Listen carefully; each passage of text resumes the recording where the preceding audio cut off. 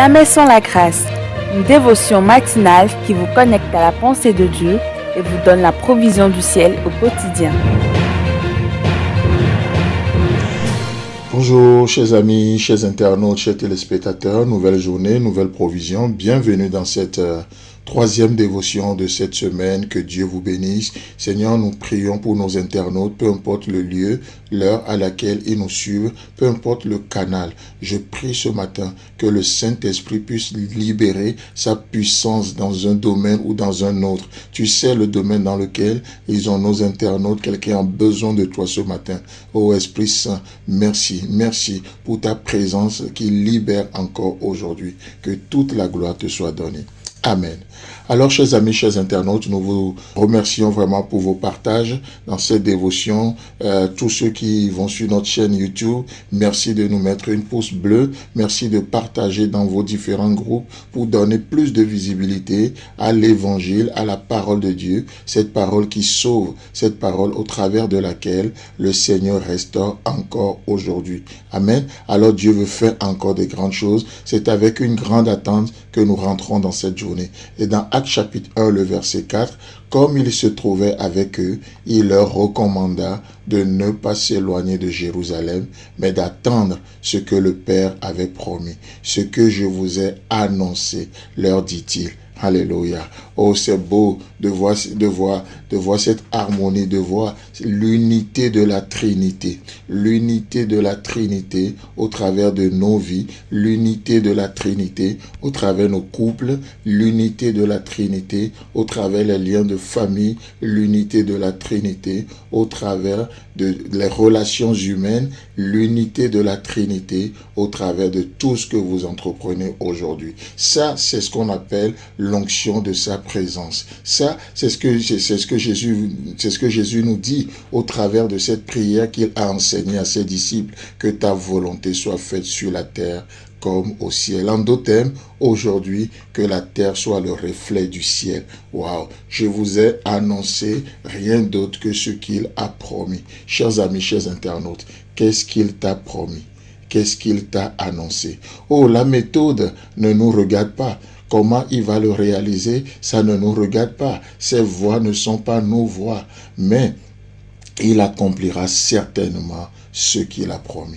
Certainement ce qu'il a promis. Je trouve ça tellement intéressant. Alors, permettez-moi juste de nous relire ce même verset dans la version Parole vivante. Il est écrit, « Or, un jour, au cours d'un repas, qu'il prit avec eux, il leur recommanda de ne pas quitter Jérusalem, mais d'y attendre ensemble que son Père leur accorde le cadeau qu'il leur avait promis. » C'est le don que je vous ai moi-même annoncé, leur dit-il. Waouh! Waouh, c'est ce cadeau, ce précieux cadeau-là. Et comme on le disait, je sais pas, non, c'était je crois le lundi, nous parlons justement de ça. Le Saint-Esprit, c'est un cadeau de Dieu.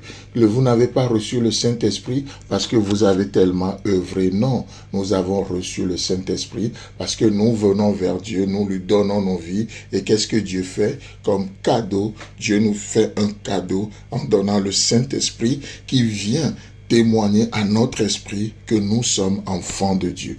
Cet esprit vient et il a reçu le mandat d'habiter éternellement en vous et en moi. Ce Saint-Esprit ne nous quittera jamais parce que ce n'est pas le mandat qu'il a reçu, le mandat divin, le mandat que le Père lui a donné, c'est de demeurer en nous pour toujours. Le mandat que le Fils lui a donné, c'est d'habiter en nous pour l'éternité.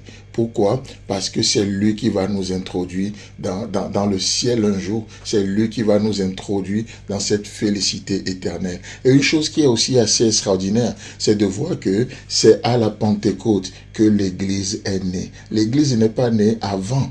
L'Église n'est pas née après, mais l'Église est née à la Pentecôte. Il a fallu l'Esprit Saint.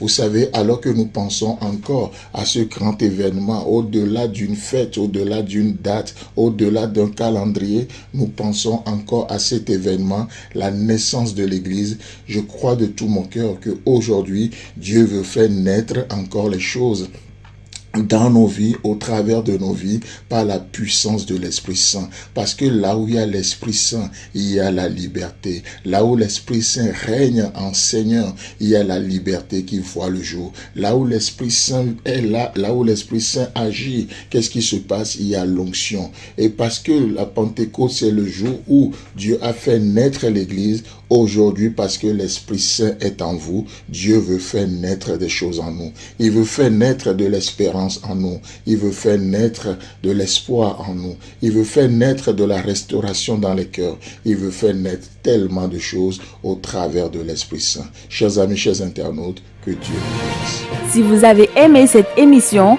parlez-en à vos amis. Parlez-leur du message de la grâce et de ce qu'il fait dans vos vies. Pour un sujet de prière, une question ou pour devenir partenaire, contactez-nous au 00229 94 75 80 20. Que Dieu vous bénisse et à la prochaine.